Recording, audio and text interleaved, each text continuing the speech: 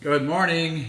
It's Wednesday. It's 9. I'm Wayne. Welcome to Wednesdays with Wayne. Today the program is brought to you by the Real Estate Business School, where you get your license and learn to use it. This is the learn to use it part. So when I say build your business, what I'm talking about is this. Your career is in 3 steps. The first step is to get your license. And the number one reason to getting a license is because in real estate, insider trading is legal. And what I mean by that is, before I get accused of breaking the law or I get misquoted or quoted out of context, let me be clear on this, okay? The money in real estate is made the wealth is made in owning it, not listing it and selling it to someone else. So, where's the money typically made in the markets? Inside. So, typically, the stuff you see in MLS is the stuff that nobody wants. All the good deals they're traded inside. A lot of the major brokerages, they want to keep those fees in-house. So the listing agent goes to the buyer's agent across the hall and goes, "Hey, I got a great deal." You know those buyers that wanted that $2 million fixer-upper? Well, I got one for you. So what we have when you're in MLS, you have access to this club. So when you become licensed, you join your local board, you join the Texas Association of Realtors if you're in Texas, and you join the National Association, and you pay these fees upstream, and you're members of these organizations. And in exchange, what you get is lots of information, lots of access, and it works great. So you're in this club that the public doesn't have access to, and this is the club. And the club is the multiple listing service. And so, I don't know if hopefully you can see this, but the club is the multiple listing service. What's in MLS? Sold data. So what it gives you is information about properties, what they're worth, what the value is. Why don't most people invest? They don't have a financial education and they don't know how to attach value to the asset. Once you know how to attach value to the asset, making the next decision of acquisition becomes easy. Because you've already taken contracts, you have lender. If you're licensed, you understand contracts. It's part of the licensing process. So we know how to fill out the forms. The general public doesn't know how to do that. But once you get licensed, you go through this arduous licensing process. And there's two courses, 30 hours each. So it's 60 hours spent on which is the right form for the right property. What are the proper addenda that go with that form? How do you fill all those out? And once you know how to do that, then what we're taught is go find a buyer and put their name in the top where it says buyer. And what I'm suggesting is you put your own name there. Because you're going to make more owning it than you ever will selling it to someone else. So we're in this club called MLS. And what's in here are active properties for sold, active properties for sale. We have expired properties, those that didn't sell, excuse me, typically because they were overpriced and undermarketed. And then we have sold properties. The definition of fair market value is what a willing, qualified buyer is willing to pay, what a seller is willing to sell for, neither one being under duress. And so what a buyer is willing to pay tells you the sold properties tell you that. This is what buyers are willing to pay for this type of property in this area at this time. So there's fair market value. That's the definition. So once you understand that, then you know what it's worth. The question is, what's it worth after you fix it up? Because typically you want to buy something you can add value to, then the profit is made on the value add. And the more value you add, the more money you make. That's just the way it works in most cases. So we have this MLS. So it's this mental transition. So the business is in 3 parts. Part 1 is to get your license. And the reason I think you should get one is because insider trading, as I said, is legal. Some of the best deals I've found were in MLS. As I said, it's the stuff nobody wants. The stuff nobody wants is the stuff I want.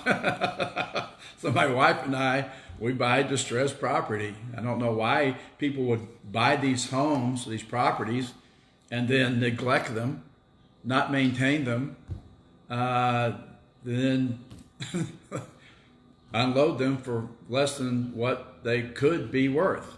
So that's the beauty of real estate, is how to find a piece of property and how to add value to it. And so you're making this transition mentally from working, exchanging labor for money, and instead of using your muscles, you use your mind. And you see this project. You see it not as it is, but how it could be. And once you see how it could be, then you go find other people to help you make it that way. So the subcontractors and all this. Okay? All right. So this is the whole part, real estate. You're in this club. So to me, success is in three parts. And as I said to you earlier, I don't know if you've watched these before, but I've been fairly open about my past. I struggled financially in my 30s and went broke. And when I moved to Austin in '85, it was down a couple million. I mean, it's a horrible mess. So what I realized is that my education that I'd received so far didn't go far enough in teaching me business. I didn't get any business education when I was in school. So I decided to go, and then the business education I had was obviously not very good because I went broke. So what does that tell you? There's something I didn't know. It wasn't because I stayed home and watched TV all day and expected the thing to run without me. But I do that now. So I'm just saying this, that step one is get your license. Real estate's the best business in the world, bar none. There are 11 reasons why, and if you email me, I'll send the white paper to you. Email me at info@buildmyrebusiness.com. So their license, you need it to practice real estate. And the problem is most people are still practicing, so hopefully not practicing on you. So you get into the best business in the world. 11 reasons why. Email me, I'll tell you why. info@buildmyrebusiness.com. The thing is, your license guarantees you nothing. So most schools aren't going to tell you this. If you ask most schools, should I get a real estate license? They'll say, yeah. It's like asking a used car salesman, should I buy a car? Yeah, but they don't teach you how to drive it. So these schools won't teach you how to use it. So that's what we do. Real estate is a business. If you don't teach it, treat it like a business, and run it like a business, you're out of business. And it's a true fact, because that's why the attrition rate is so high. It's north of 80%, because most people never had it. Most people, I see them come in here years after getting out of college or getting a degree or degrees. They go to work for years, and about 40 or 50, they realize this isn't working. So they come to realization they're on the wrong path. They're not getting ahead. The middle class is shrinking. We've been talking about it for decades, and now it's happening. So they're looking for something better. So they hate their boss, they hate their income, or they hate their job, but they still have a thing called hope. So they're thinking maybe real estate would be the answer. And it is if you do it right. So you have to treat it like a business, because it is a business. Everything is a business. Your house is a business. Your church is a business. Your synagogue, whatever your religious beliefs are, that's a business. The Catholic Church is one of the biggest businesses in the world. Look at the real estate they own. So your home is a business, right?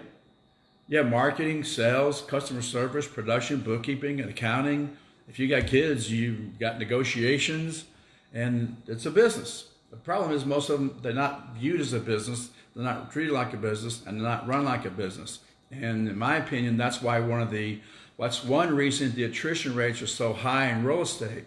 We don't have a business education. So that's why we call it the Real Estate Business School. Okay? It's a business school for realtors. And what we teach are the fundamentals of business. So you get your license, guarantees you nothing. What I mean by that is I've been on hundreds of listing presentations, hundreds, over 800 at least. I did my best to calculate at one time, and it's north of 800 real estate transactions. I've been on hundreds of listing presentations because I want to become a good listing agent. I would rather represent sellers than buyers. I've never had a seller look at me and say, okay, that was a great presentation, Wayne. Now let me ask you something. How many cubic yards of concrete are in my driveway? How many square feet are in an acre? What is the difference between accretion and erosion? Nobody's asking these questions. What do they want to know? What do your sellers, if you go out there, I'm talking to you realtors right now, if you're talking to a seller about listing their home for sale, what are they going to want to know? Are they going to want to know if you can market that property? Of course. Are they going to want to know if you can sell it? Of course. Are they going to want you to negotiate best price and terms for them? Yeah. I mean, if you put yourself in their shoes, chances are these are three of the many things they're looking for. These are on the list. So what is the marketplace telling us? The marketplace is telling us, I don't care about your state exam score. Look, I owe the bank millions of dollars and never asked me for my report card. I'm just saying, your report card when you're an adult is your balance sheet. It's your P&L. It's your cash flow statement. It's those three financial statements combined. That's the adult version of a report card. The problem is some people don't have a very good report card because they don't have a business or financial education, and that's what we provide. That's the reason we do it, because no one else is doing it. So the step two, once get your license. I mean, get the thing. It's easy. It doesn't take long. It doesn't cost much. I mean, you compare this to becoming a doctor, a lawyer, an accountant, any other highly skilled profession. When you look at this, it pales in comparison to when you look at the time and the money and investment to get into it versus what you make out of it. I mean, holy mackerel. It's a lot easier to get into, and the opportunities to create wealth are 20x what you get in those other professions. I mean, come on, it's incredible. It's incredible. So the money is made inside. It's made by owning it. I'm talking about the difference between money and wealth. We've been over this, but I'll go over it again if you want me to, after I finish this. So step one is get your license. Those are reasons why. We got 11 of them, and they're all good ones. Step two, build your business. So what does this mean? I'll tell you what it means. It's the ultimate freedom. Building a business is the most, if you know how to do it, you do it right. It's more fun than anything you could ever do. I mean, working with other bunch of people who are aligned, going in the same direction you're going in, adding value, creating marketing campaigns, creating flyers, creating product, designing systems, writing systems, hiring people, training people, educating people. I mean, there's no other, it's the best. I'm telling you. The problem is we don't have business skills. Out of school, I couldn't balance a checkbook, which probably doesn't matter because I haven't done it in 30 years. Because I don't want to do it. So a business has three purposes.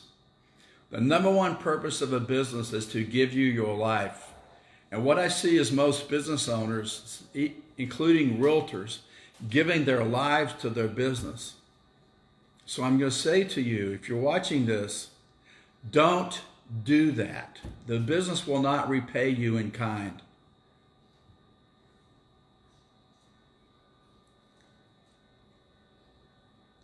Design your life. There's a day you'll start selling real estate or start your business. If it's not real estate, whatever it is, it applies to you. There's a day you'll start. There's a day you'll stop. When you stop, what will you have? And so I'm talking about 3 steps. First one, get your license, whatever it is. Second one, build your business. And the third one,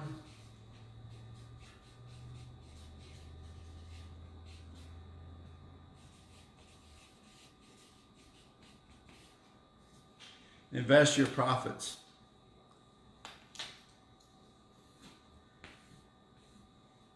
Those are the 3 steps to success. And this is the model that some of the wealthiest people in America use. That's why I use it, because I modeled rich people, successful people. I read books and watch videos and read magazines and newspapers about people who have what I would like to have and who have characteristics and traits and be what I would like to be. So I've come a long way in rehabbing myself. And I mean, what I mean is mentally, spiritually, emotionally, physically, and financially. Working on all 5 parts. I just want to get better every day. And sometimes I don't know what to do. So I study successful people, because success leaves clues, and everybody knows that. So luckily today they'll tell you how they did it. All you got to do is read their book. And so this is the model the wealthiest people in America use. The richest, wealthiest people. They make their money in business and they hold it in real estate. That's why we're in the business of real estate. So it has 3 purposes. Number 1 is to give you your life. If you haven't designed your life, I'm going to highly recommend, ladies and gentlemen, please, when this video is over, when this session is over, please sit down and design your life. When will you start? When will you stop? And how will you measure it? So how will you know? Because I'm telling you this, okay? In my opinion, making money, this stuff we do between the time that we become mature adults and we have to go earn a living.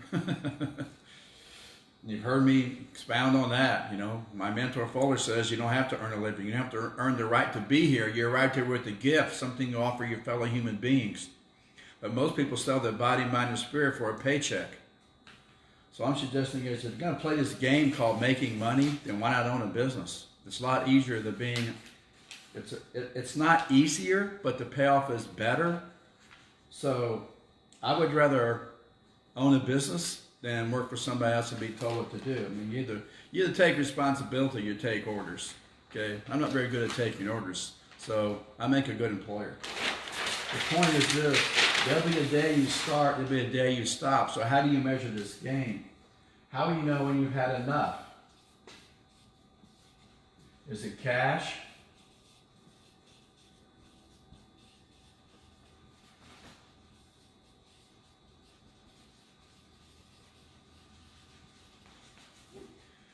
How do you measure it?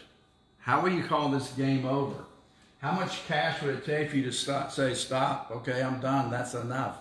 Is it $1 million? Is it $2 million? Is it $5 million? Is it $10 million? Doesn't matter what it is. What matters is we have a game plan to go get it. Is it cash flow? What's your monthly burn? What's it take to cover it? Plus, plus, plus.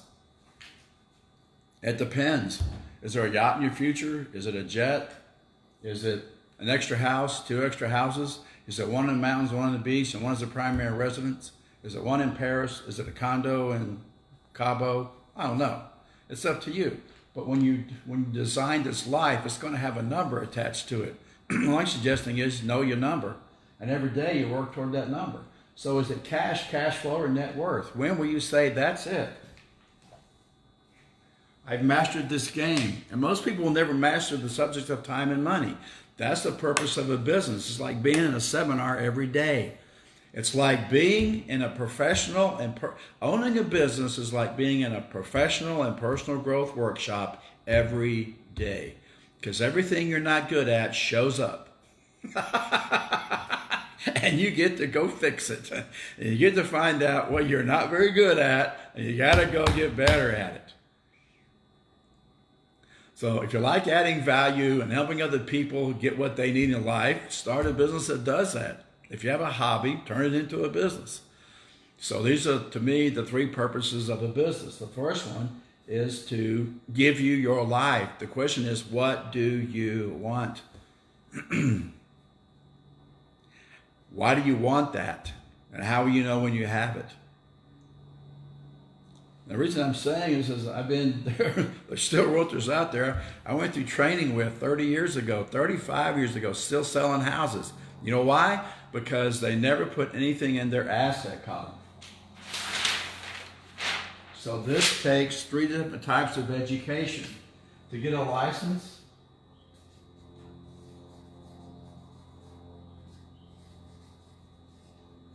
requires a technical education. What I mean by that It's a lot of, it's learning a new language, that's technical. Learning math formulas, that's technical. Learning contracts, technical. A technical education is a great foundation, and you've got, in my opinion, you got to have one. You got to have one because most of the lawsuits and complaints to the Texas Real Estate Commission come from contract disputes. These agents aren't filling out the forms properly, and they're abusing the financial flow, the money flow process. In other words, they're not handling money properly. It's not going where it's supposed to go. It's going in their pocket. This is a big no-no. No. So we've got to have a technical education. The thing is, the world is full of educated derelicts. Because, you named a degree, they got it. They can't rub two nickels together. So there are other skills we need, like persistence and drive and determination and desire. Skills that can't be taught. You either have them or you don't. And I've passed lots of people, lots smarter than me, because I am persistent as the day is long. And I will grind until I get done what I want to get done. So the first is technical. It takes a technical education to get a real estate license in the state of Texas. The bar is pretty high. I mean, Real Estate Commission made it difficult. This is no walk in the park. You got to want to go do this, and that's a good thing. This is a filtering process. It weeds out those that want to try real estate. The ones that are committed get in. And once you get in, it's heaven if you do it right. So that's why I'm suggesting building a business, because it gives you freedom. Let me give an example, okay?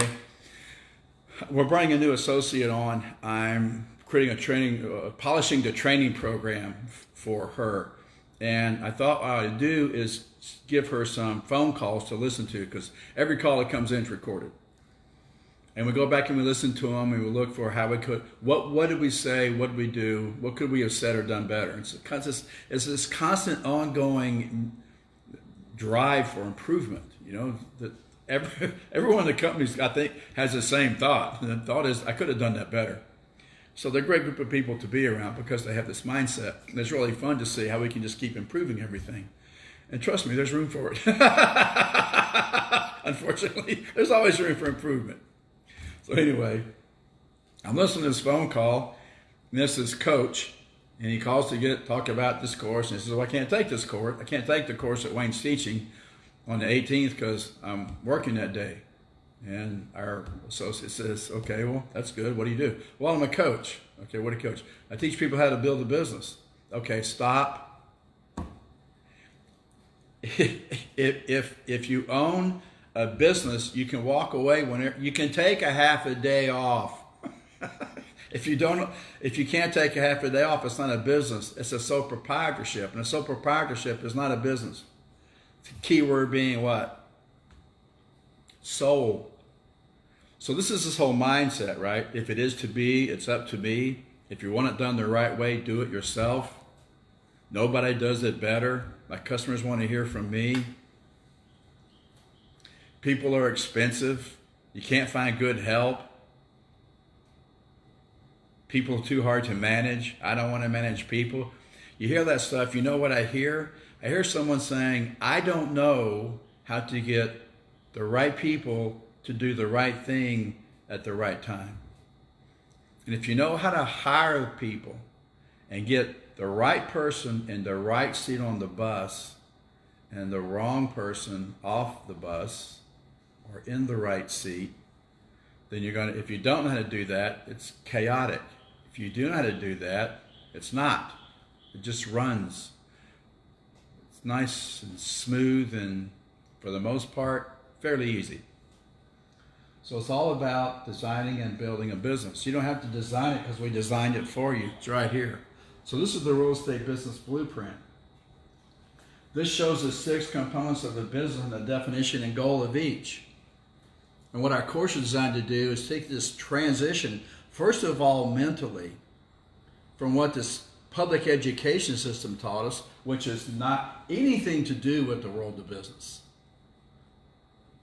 The product of the public education system is the employee. So he teaches how to be good employees. And what we're going to do our best to do is teach you how to become a good employer. We're not going to teach you, the school systems teach you how to get a good job. We're going to teach you how to build a good business. And then the education system says, do as you're told. I'm saying, don't do as you're told. Think for yourself. Listen to me. And they say, listen to me. Don't listen to me. Listen to yourself and trust your intuition. You know what to do. They say, get a good job. No, build a good business. Then they say, well, what's the next one? Climb the corporate ladder. Build your own. And then they say, work hard. Don't work hard.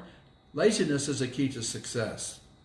I sit around most days thinking, okay, I got this stuff to do. Who can I give this to? I know who I give it to. I give it to someone in my organization that's better at it than me, that's more qualified to do that job than me, that's smarter in that area than me. And so my view of a business is something like this. You got this organization and it's got all these different jobs in it, and they all require different skills. And so if you probably heard of this, if you understand this personality profile, then this tells you how to get the right person hired. And the right person does the right thing at the right time. So this is what I'm talking about when I say business education.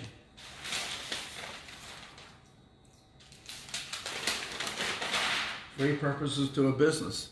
Number one is give you your life. Two is to solve a problem. The bigger the problem, the bigger the check.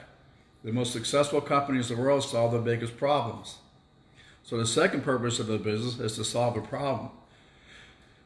This is why CEOs, the CEOs run these major corporations in the world, these companies, making these bigger, better decisions. They make more money because they solve bigger problems. The bigger the problem, the bigger the check. So taking a half day off is not a very big problem. That's not a business owner, and it's not a business coach. If they were business coaches, they'd be able to take time off whenever they wanted to because they would actually own a business. And this is how you know if you own one or not. You can leave it.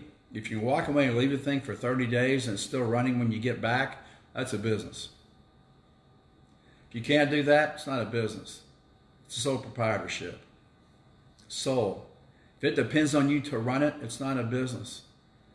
It's the worst thing you could do. So what happens is, the third thing is I'll finish this. The third thing is to add value. How does a business add value? And the more value the business adds, the more money it makes. The more valuable you are, the more money you make. So the goal is not to work and get a cost of living raise every year. The goal, to me, is to become more and more valuable over time. Look, to me, it applies professionally and personally. Look, if I'm not valuable to my wife, she's going to trade me in for a newer model. If I'm not valuable to my kids, they don't talk to me. If I'm not valuable to my mother, my parents, they don't talk to me. If I'm not valuable to my brother, they don't talk to me. So you got to be of value to people. So you have to be valuable to your employees. If you're not, they go find another boss. You have to be valuable to your vendors. If you're not, they just don't call you back. They don't take care of you. The purpose of a vendor is help you build your business. So you need to add value to your vendor, and the vendor needs to add value to you. We need to add value to our families, our customers, our vendors, and everyone that we meet. So if we go through the day, this is just my perspective on life, is we have to add value to everybody we meet throughout the course of every day. How do we add value? Maybe it's just a smile. Maybe it's just a kind word. Maybe it's an acknowledgement. Maybe it's just a thank you, a sincere, heartfelt thank you. In business, we have to add value to our customers. We have to. It's not about making money. Money is a byproduct that tells you how valuable you are to your customers. If you're not making money, it's because you're not being very valuable. So they trade you in for someone else. Yeah? Okay. So the business, it's a series of systems that adds value. If you can hear the truck, I got the I got the door open. So those are three purposes of a business. The difference is, and the question is, if you stop working today, would your income stop? If the answer is yes, then now you know what to go do. So that's it. Purpose of a business. Business blueprint. 6 components and the definition and goal of each. It shows the 6 components of a business and the definition and goal of each. And what our courses are designed to do is, first of all, help you make this mental transition from what the public education system and our parents taught us, which is to get a good job. And I get why, because at one time it made sense. Well, it actually did. But times change, and as you know, they're changing fast. And they're changing right now. The ground beneath your feet is shifting as you look at this. If there's no such thing as a safe, secure job anymore. It used to be a great way to get through life. You exchange 8 hours a day, you give it to an employer. At the end of that time, you retire, hopefully early, and they pay you from then to the day you die. The government also said, okay, we'll chip into. So between the pension plans and Social Security, people were able to live nice lives after their work lives. Unfortunately, those days are coming to an end. So, to me, what used to be safe and secure, get a good job, is now risky. And what used to be risky, start your own business, is now safe and secure, if you know how to approach it. So all it requires is the business education. That's all I'm saying. And that's what we teach. That's why we're at business school for realtors, real estate business school. We're going to use the business school for realtors, but the word realtor is protected, so you don't and you can't and you won't use it. So you have to respect that. Copyright is protected. You respect other people's property, physical or intellectual. So Real Estate Business School, that's the name of the company. This is what we teach. 3 steps. Get your license requires a technical education. Business requires a business education. And invest your profits.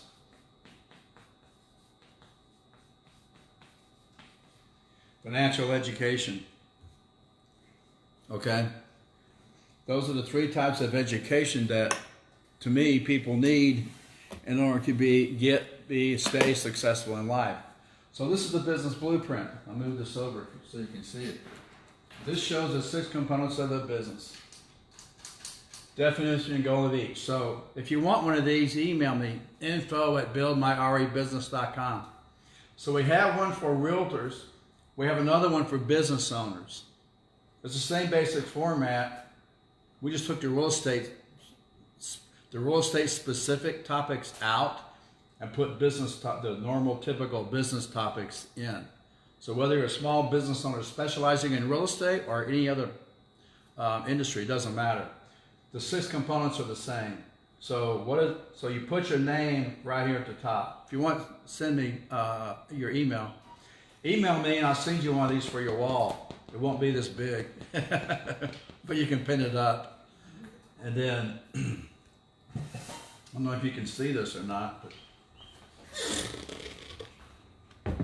this is what it looks like. Okay.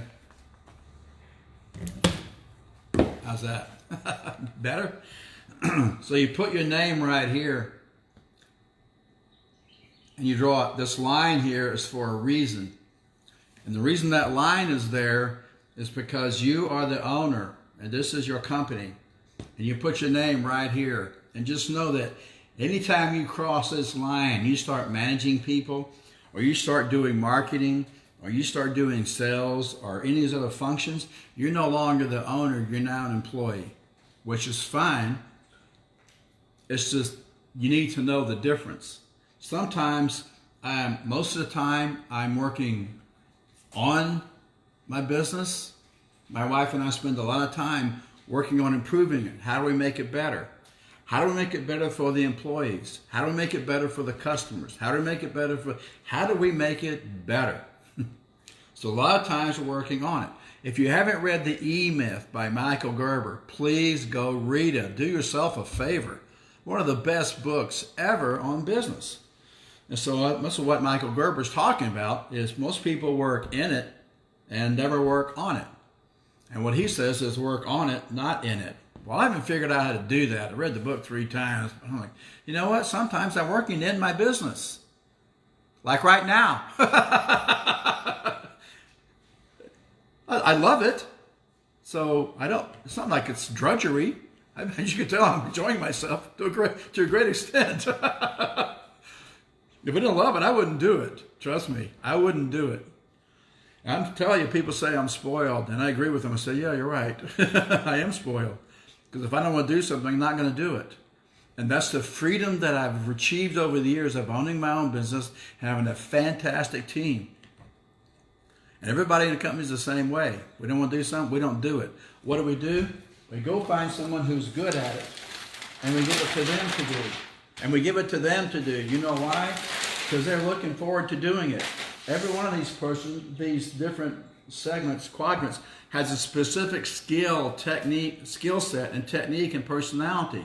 And we let everybody play to their strengths. You don't try to shove a square peg in a round hole. It doesn't make any sense. So we'll get into this later. Anytime you come down here, you're employed. So I work in the business and I work on the business. I work on it more than in it, but I am still actively involved because I love what I do, and I love what I do. So you have a manager, and then, or you may not. Doesn't matter. Point is, understand the 6 components. Which one's most important? What's the most important skill to have between marketing, sales, production, customer service, bookkeeping, accounting? What's the most important skill to have? Which one?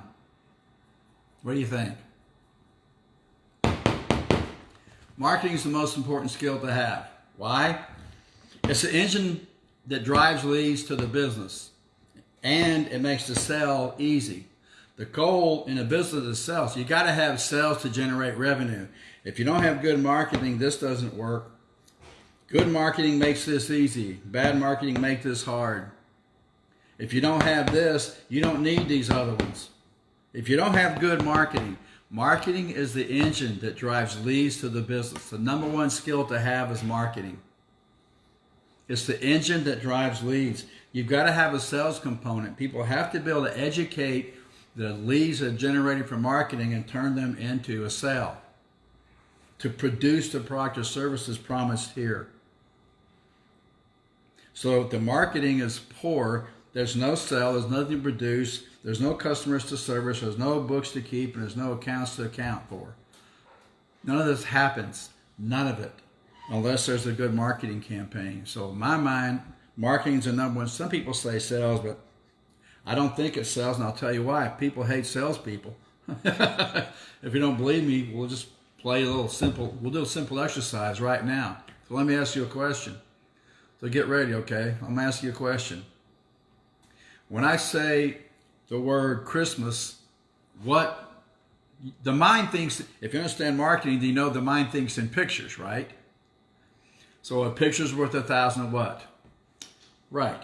So that's because the reason that saying is out there is because the mind thinks in pictures.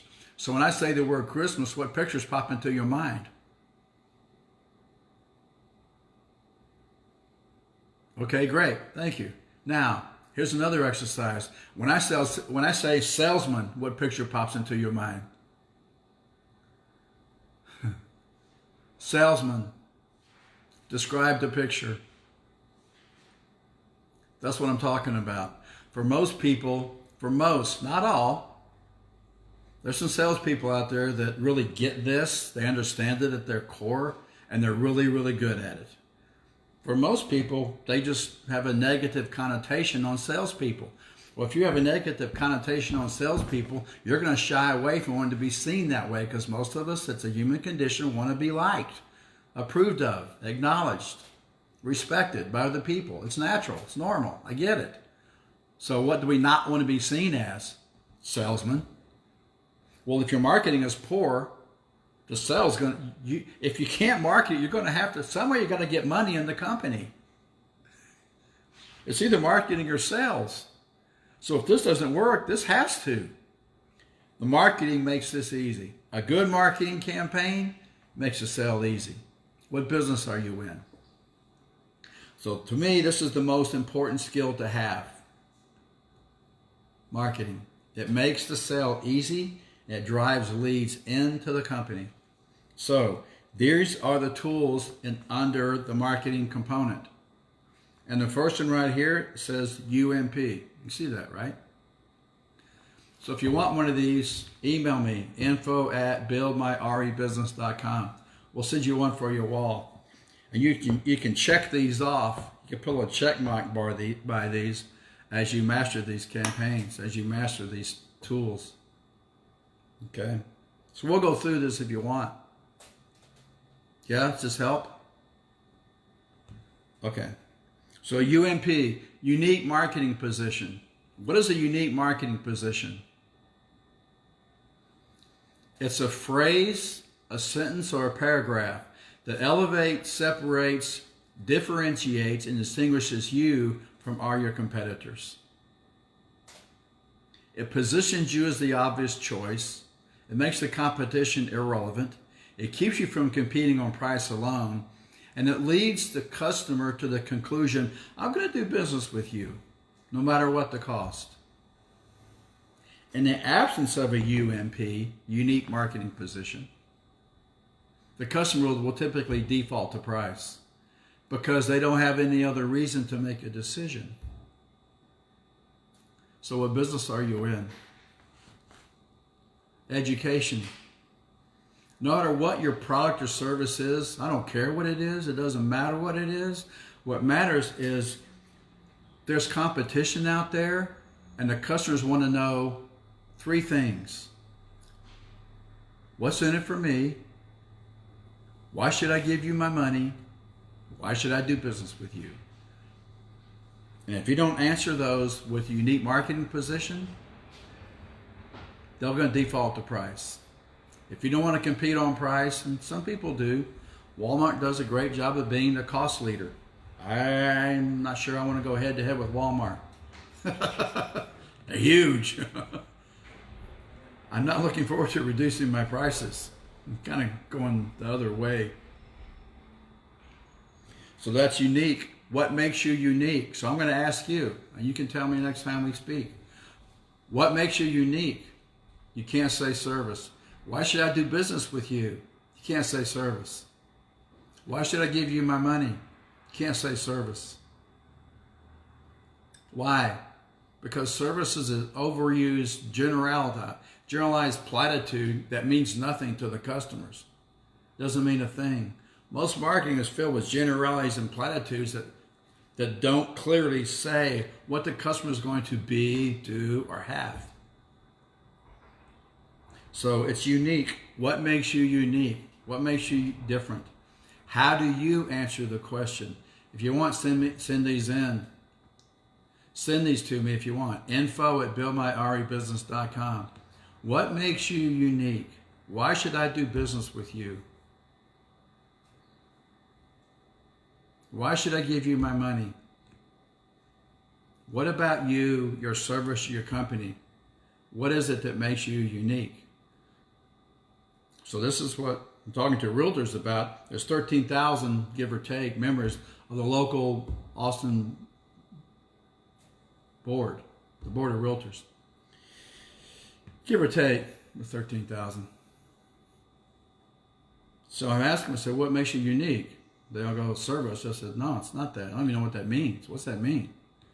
It means I'm going to call you back. You're supposed to call me back. You can't take credit for stuff you're supposed to do. You're supposed to return my calls. Don't do me a favor by returning my call. You're supposed to return my call. What makes you unique? Why should I do business with you? That's unique marketing position. Next, all your ads should have a direct response trigger. It's a trigger in there, also known as a CTA or a call to action. Never, ever, ever, ever, ever run institutional ads. Okay, institutional ads is something that's vanilla, but it's an announcement. It's like a wedding or a birth announcement. House for sale, 4-bedroom, 3-bath, 2-story, great view. Shows like a model, won't last long. Desperate, bring all offers.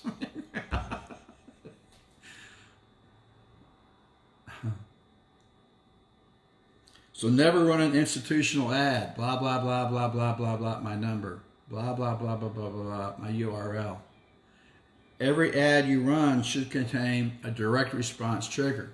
Call now, email me here for your free brochure, for your free report. How to sell your home for top dollar in 90 days or less without a broker. Educate, educate, educate. Tell your buyers how to buy a home without you. Tell your sellers how to sell a home without you. One of the most powerful UMPs I had was I used to work with for sale by owners. I loved for sale by owners. They were easy to find. They were motivated customers. They wanted to sell. I didn't have to convince them to sell their house. They wanted to sell it already. I could tell because there's a for sale sign in the front yard. All I had to do is convince them they're better off with me than going it alone. So I told them, I said, look, I'm the only broker in the state that will help you sell your home without a broker. And they're like, what? I said, yeah. I had to say it again. It was hilarious. I'm the only broker in the state that will help you sell your home without a broker. Why? Well, why did I tell them how to do all that? Because 9 out of 10 of them eventually list their home anyway. 9 out of 10. Those are great odds. 9 out of 10. They didn't get any better. All I had to do was show them.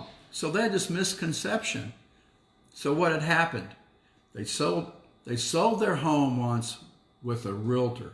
And the realtor did a great job. They got the home priced right. They got it decorated. They got it staged. They got it cleaned up. They got it access. It was easy to get in and out of. The agent was a dream to do business. The agent did their job perfectly. And the last home that these for sale by owners sold with an agent sold for less than 30 days at 98% of their asking price. They were thrilled. But the problem is the realtor never told them all the things they did to get that done. So all the seller saw was a sign in the front yard, a lockbox on the front door, and a huge commission leave at closing. They were like, what? They didn't do anything. All they did was stick a sign in the front yard and put a lockbox on the front door. We paid them $15,000. We paid them $50,000. We just paid them $80,000 to sell our house. You got to be kidding me. They didn't do anything. So what did the agent fail to do? Educate the client. You educate, educate, educate. Tell them what we do, how we do it, why we do it that way, and the benefit to them.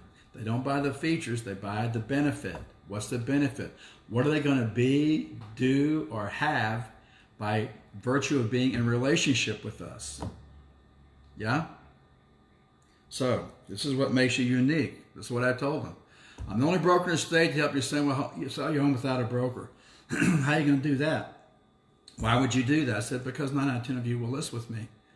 And if and when you get to that point, because you'll get tired of this someday, it looks fun right now, you just started. And you think you're going to sell it for full price, and you might to a buyer this weekend, and you might, but if you don't, after a while, this process gets tiresome, and you decide that you need help. The problem is the buyer for your home is in MLS. They're not wandering around the streets, they're in MLS. They've got a home to sell first. So we've already got the buyers. So once you put in MLS, you'll sell it.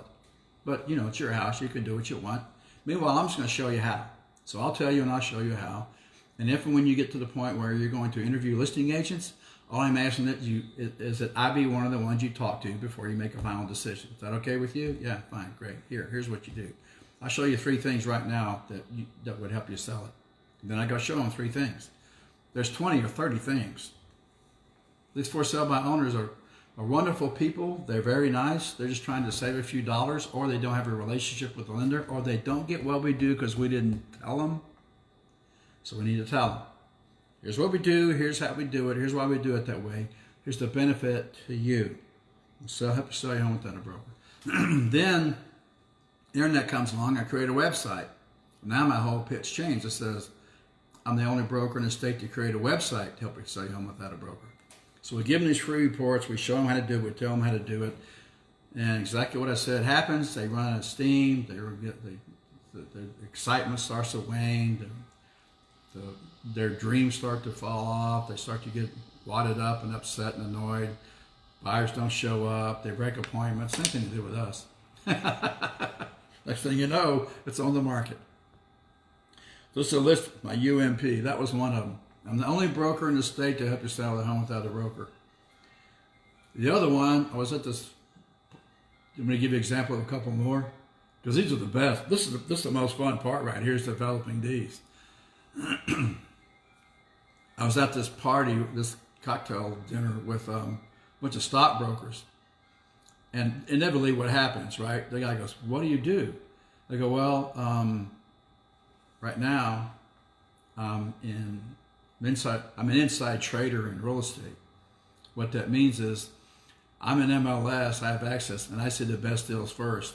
I have contractors lined up, and I have lenders lined up, I have stagers lined up, and I have everything ready to go. It's a turnkey process to acquire distressed properties below market, add value, and roll out for a profit 6 months or less. So 2 questions for you. One, have you considered diversifying your portfolio? And number 2 is it okay if I send you some email on my 5 best deals? The guy goes, yeah. So everybody's looking for a deal, right? The other one I had was at another dinner. And again, the question, right, what do you do? And I said, I thought about it. I thought, what is it I really do? I said, well, I'm a professional negotiator, and I'm working and specializing in the field of real estate. What that means is, if you want to buy a home, I make sure you pay the least and get the most concessions from the seller. But if you want to sell it, I make sure you sell it for the most amount of money and make the least amount of concessions to the buyer. Which one of those you want to do? So there's always a way to position yourself in the prospect's mind. Okay, you give them access to below market distressed properties. You become a professional negotiator working on their behalf. You sell their home for top dollar in the least amount of time with reduced problems. Whatever it is you do. Because they're always asking, what's in it for me? What's in it for me? What's in it for me? Why should I do business with you? Why should I give you my money? So there's some examples. Feel free to use them. Direct response, we're going over. It's a call to action. 99 ways to sell your home in 30 days or less, at top dollar in 30 days or less without a broker. That's a great report. That one got more downloads than the rest of them put together. The next one is risk reversal. Just understand, every time someone signs a contract, they're taking a risk. So if you're a listing agent, you give them your easy exit listing guarantee. You shift the risk from them to you. You take the risk, so that every time you get rid of this buyer, this remorse they have, or this risk aversion that most people have. So it's risk reversal. If you really believe that you're as good as you say you are, as you think you are, then you take the risk.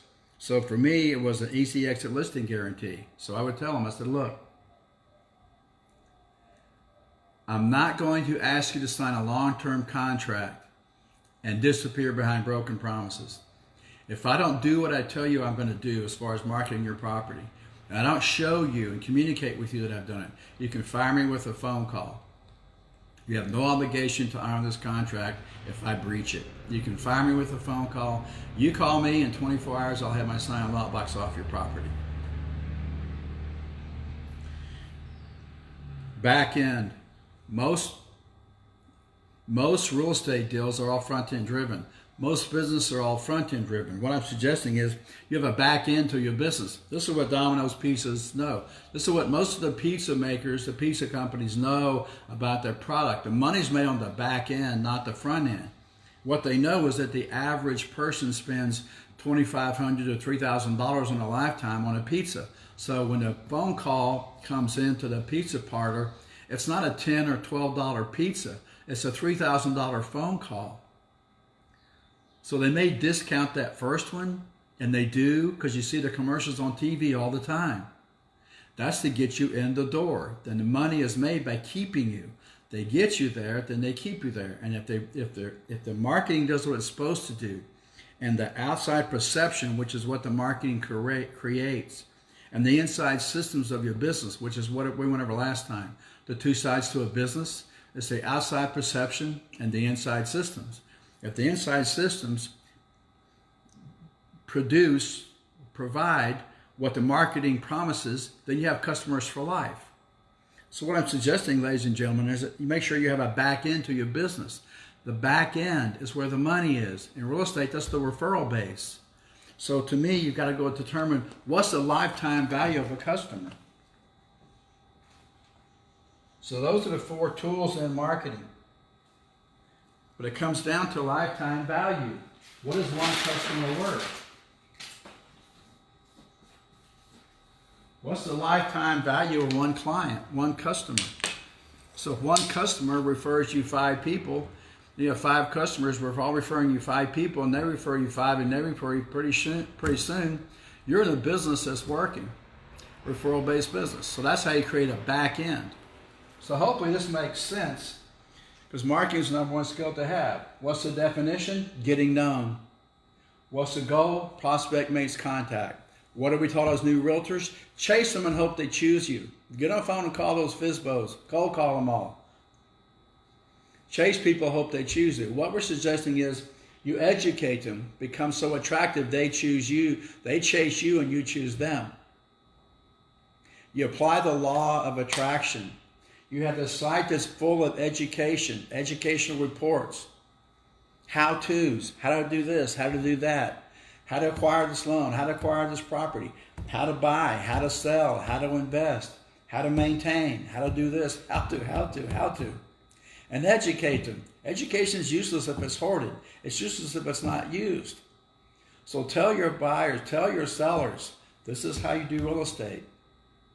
Once they see how hard it is, how difficult it is, how good you are, what expert you are, how qualified you are, how professional you are, they're going to migrate to you, because then now the decision comes easy.